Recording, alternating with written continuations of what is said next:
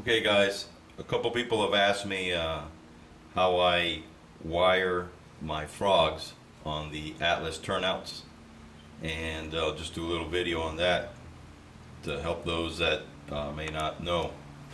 Number one, the frog is made out of a different alloy than the brass rail, which seems to not take well to soldering. The number 8 switches have also a different alloy. However, as you can see, it does have a tab on it right here where you can solder a wire, a copper wire to it, and that will automatically power the frog through the this rod that goes underneath the switch that is built in.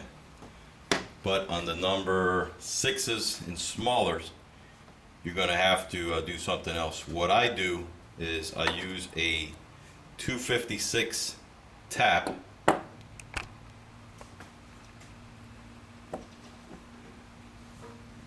I'll use a 256 tap bit, and I will go right into the hole that is on the number 6 frog already. And I also use Hobbit's flathead 256 screws, brass screws, 1/8 inch, and that is a screw that will get screwed into the tap that I make.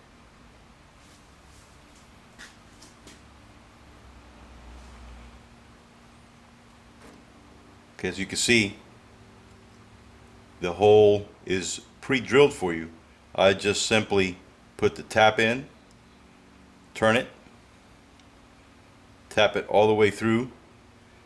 Be careful not to twist it, or else it'll go in at an angle and may destroy the metal and hole that you have there already.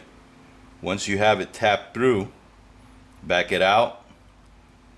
You may want to clean the threads a little bit, make sure there's nothing that will enlarge the hole any further.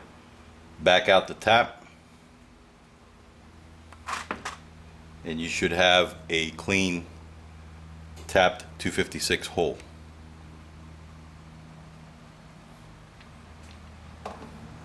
Next thing, I'll just get the screw,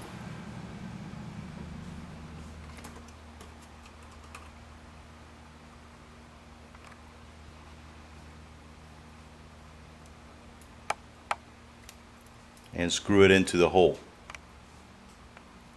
And there you go. Next thing would be the wire that comes from underneath your turnout, your switch machine, connected to the 2 points. Come through the layout, just make a 90-degree curve and have this screw catch the top of the wire, and just snug it down a bit so it makes electrical contact. Once you paint the track, all this will disappear.